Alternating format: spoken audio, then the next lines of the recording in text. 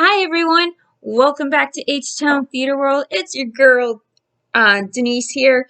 Also, you can follow me at H-Town Jersey Girl as well. It's a great place. I'll put some photos up there soon, maybe.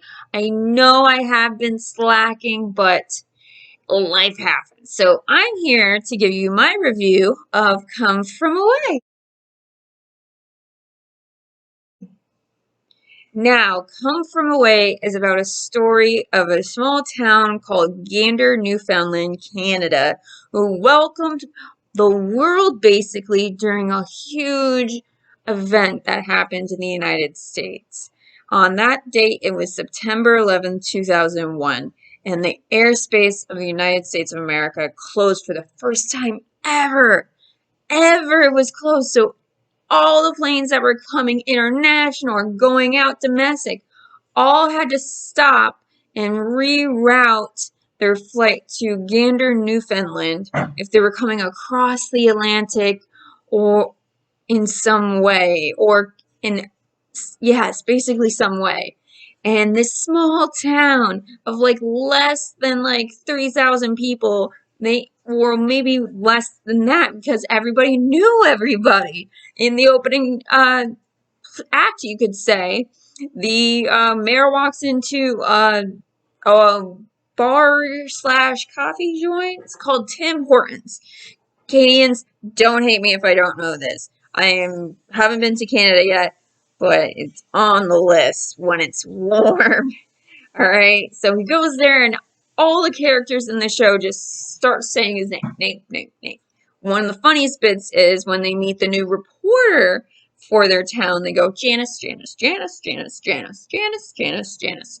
And that's her name, by the way, Janice. She's a reporter, and she was one of the few, she was probably the only reporter in town that was covering the whole event. And they had to welcome 7,000 people and 38 planes, and some of them were jumbo jets, and some of them had animals on it, including a bonobo and cats and dogs. So there's a lot they had to deal with. On top of that, the people that were flying in were so confused because they weren't told what was going on. 2001, if you're a youngster, they didn't really have cell phones back then. They did have these phones on the back of the seat, kind of like the back of the seat, but it wasn't that great. And I have been told it's very expensive to make that phone call, aka my mother told me so when I wanted to play with it, and she's like, nope, don't touch it. Don't touch it. I'm like, okay. I'm not gonna touch it. But it was a fantastic show. It made me re-love theater again like Hamilton did. I just completely forget how much I enjoy theater. I was blown away by the actors and the songs. And I've seen the show before. Full disclosure right here, I actually have seen the show when it first came to Houston. And then I actually did see it on Apple TV when it was filmed for healthcare workers, and they put that on there. One, highly recommend watching that recording if you can't see it on Broadway or on tour, because two, that is one of the few recordings of a Broadway show that actually is good. I will actually say, go on the record here, I am on the record, that the Come From Away recording is much better than the Hamilton recording on Disney Plus. I'm putting it out there. Don't hate me, or you can, but I'm saying don't hate me. That's what my opinion, and that's what I've seen. All right. The show is great. Each actor plays a double main role, you could say. They play a main role, and then they may play like a side character, and then they'll play characters here and there, that are super minor as well. Like the actor who portrays the cop in town, he also plays like the Spanish teacher for the local academy, and then he plays one of the passengers in the planes. So they do a lot, and they can sing really well, and they do the Canadian accent as well as the other accents of other countries that they're trying to represent there, because they do represent other countries. Like they do feature a plane that actually came from Africa, and some of the passengers from Africa were very hesitant to follow them in any way because of what they probably dealt with back in their own country. It could be from Nigeria, it could be from the Congo. I'm not sure, but they wanted to represent that. And then, of course, they put in some funny things in there.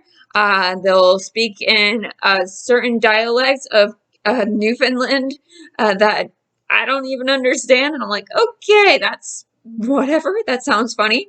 And then one funny thing is like they have to cancel hockey. They're canceling hockey, and that's like their national pastime is hockey. Oh my God. Because they had to make it into a refrigerator. And so the other thing that was very Canadian-like is I'm actually not going to talk about that scene because that's actually hilarious. Oh my God, that one's so good because you get it from a perspective of an American and being treated with so much kindness that he's so not used to. So that is probably the funniest parts of the whole show. The songs are just as beautiful. The storylines for the characters are just as great. And I'm so glad I got to see it again. I highly recommend this show. It's only here for another few days. It's here for Saturday, April 2nd and April 3rd. So you have a chance, go see the show, or if it leaves Houston by the time you see this video, go find it on tour. Please. It is fabulous. And it's only an hour and 43 minutes long.